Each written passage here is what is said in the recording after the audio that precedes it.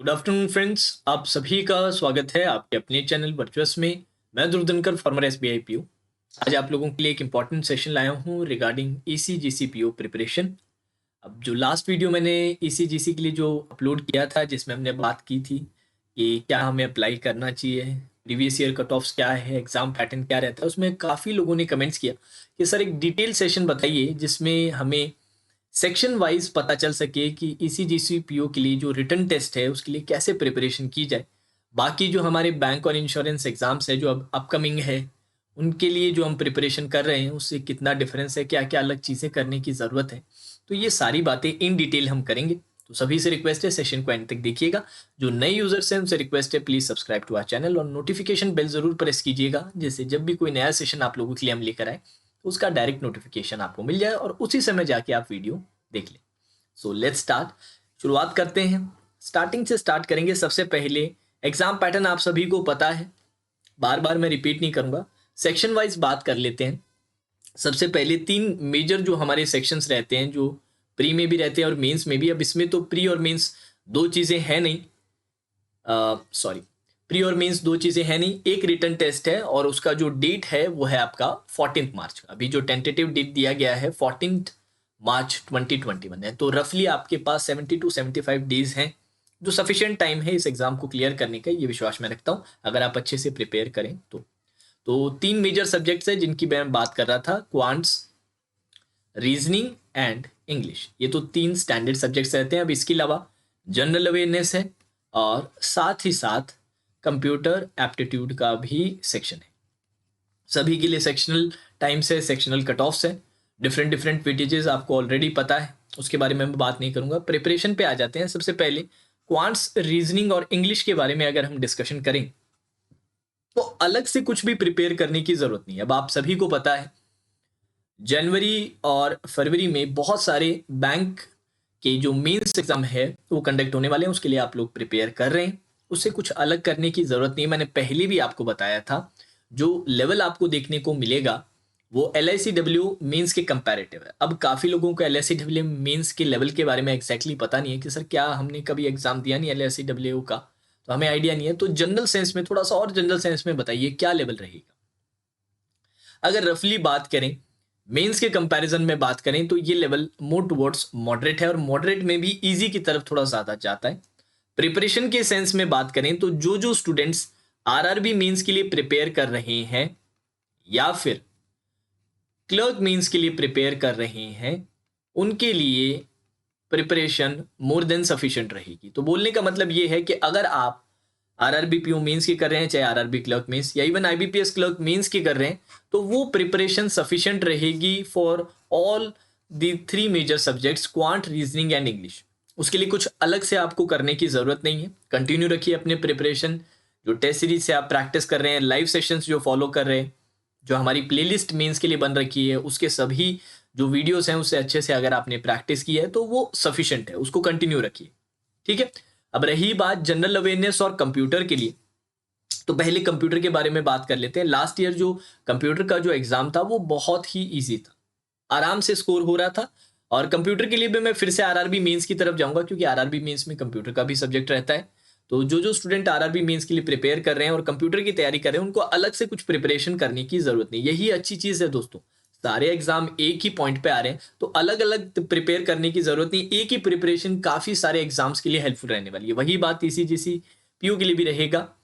Computer की preparation आपकी RRB mains में ऑलरेडी इंक्लूडेड है तो अलग से कुछ प्रिपेयर करने की जरूरत नहीं है। अब जो मेन जो कंटेंशन का जो टॉपिक था वो था जनरल अवेयरनेस। कि सर जनरल अवेयरनेस में कैसे आया, तो जैसे लास्ट ईयर का मैं आपको एक बार एक एनालिसिस देता हूँ, रफली एनालिसिस की जनरल अवेयरनेस के अंदर टॉपिक वाइज क्या क्या वेटेज रहा था। तो अगर हम बात करें, सबसे पहले हम बात करेंगे करंट अफेयर्स का, क्योंकि करंट अफेयर्स आजकल मेजर पोर्शन रहता है जनरल अवेयरनेस सेक्शन में। अब 2018 में इतना करंट अफेयर्स प्रोमिनेंट नहीं रहा करता था, तो इसमें बहुत ज़्यादा क्वेश्चन नहीं थे, 12 to 13 क्वेश्चंस पूछे गए थे। देन अगर हम स्टैटिक की बात करें, स्टैटिक में बैंकिंग एंड इंश्योरेंस नॉलेज दोनों इंक्लूडेड होंगे, याद रखिएगा। सिर्फ बैंकिंग नहीं, काफ़ी लोगों ने पूछा था कि क्या सर सिर्फ बैंकिंग ही करना है या क्या सिर्फ इंश्योरेंस, दोनों करना है। और स्टैटिक और बैंकिंग का जो वेटेज था वो राउंड अबाउट 8 to 9 क्वेश्चंस का था। ठीक है। देन आपके आता है स्टैटिक जीके, जो बचा हुआ स्टैंडर्ड जो इंडियन जीके रहता है स्टैटिक जीके, उससे कुछ 5 से 6 क्वेश्चंस आपसे पूछे गए थे। और फाइनल जो अलग से जो आपको प्रिपेयर करने की ज़रूरत है वो है ईसीजीसी के बारे में।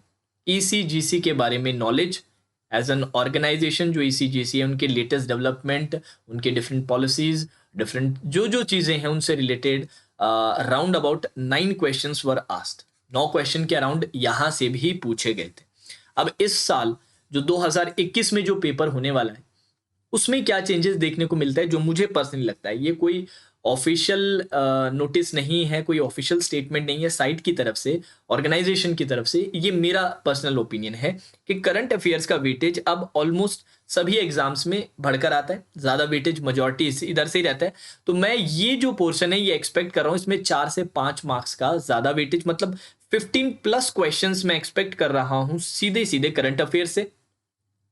जो आपका स्टैटिक बैंकिंग का जो पोर्शन है इसमें मे बी आपको थोड़ा डिक्रीज देखने को मिल सकता है, maybe 5 maybe 6 questions.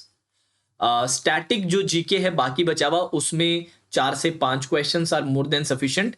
ECGC की जो नॉलेज पे जो क्वेश्चंस है वो स्टिल मेरे को 9 से 10 क्वेश्चंस लगते हैं कि पूछे जाएंगे। तो यहाँ पर जो अलग पोर्शन है, जो अलग पोर्शन आप लोगों के लिए है वो सिर्फ ईसीजीसी के नॉलेज के लिए जो पोर्शन है वो अलग है। बाकी स्टैटिक जीके आप बाकी एग्जाम्स के लिए भी करते हो, बाकी जो मेंस एग्जाम की प्रिपरेशन कर रहे हो, स्टैटिक बैंकिंग एंड इंश्योरेंस जो नॉलेज है वो भी आप करते हो, और करंट अफेयर्स की तो आप ऑलरेडी प्रिपरेशन कर ही रहे हो, तो वो तो है ही।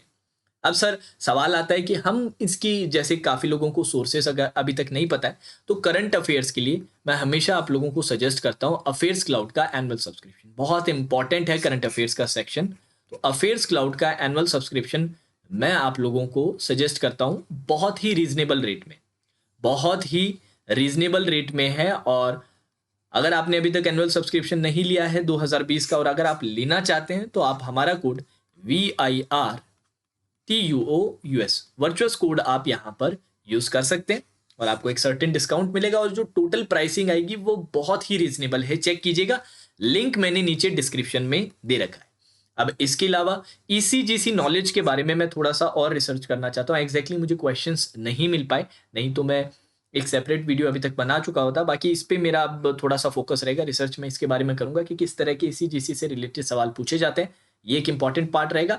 बाकी तो आप लोग तैयारी कर ही रहे हो, कंप्यूटर के लिए ऑलरेडी आरआरबी मेंस के लिए जो प्रिपेयर कर रहे हैं वो सफिशिएंट रहेगा। क्वांट्स और रीजनिंग के लिए मैं आपको बताना चाहूंगा कि हमारे लाइव जो सेशंस रहते हैं, प्लस लाइव सेशंस तो रहते ही हैं, इनके साथ साथ एक अच्छी सी टेस्ट सीरीज खरीदिए, इसके साथ साथ एक अच्छी सी टेस्ट सीरीज खरीदिए और वहां से प्रैक्टिस कीजिए। और टेस्ट सीरीज का सजेशन मैं हमेशा प्रैक्टिस मॉक के लिए देता हूं, तो जो भी आप लोगों के लिए फाइनेंशियली कन्वीनियंट है वो आप उस मंथ का प्लान ले सकते हैं, चाहे 3 महीने का हो, चाहे 6 महीने का, चाहे 12 महीने का, जो भी आप लोगों के लिए आप अफोर्ड कर सकते हैं।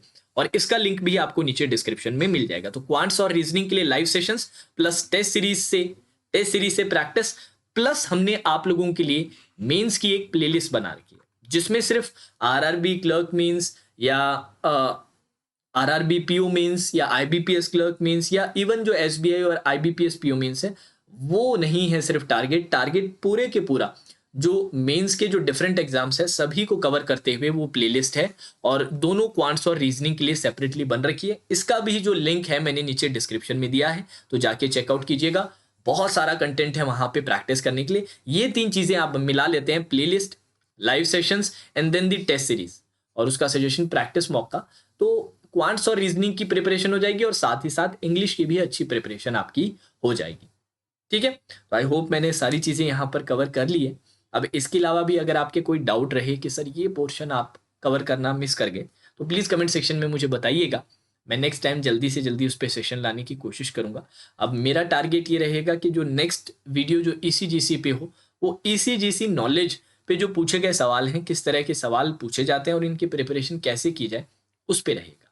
ठीक है, तो अगर आपको सेशन पसंद आया तो प्लीज़ लाइक द सेशन। नए यूजर्स हैं please subscribe to our channel, notification bell press करके रखिए।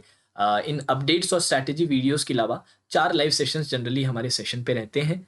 ऑलरेडी मेंस का मैं आज रिकॉर्डेड सेशन डाल चुका हूँ। आज नेट के कुछ इश्यूज थे इसलिए लाइव सेशन मैं नहीं ले पाया।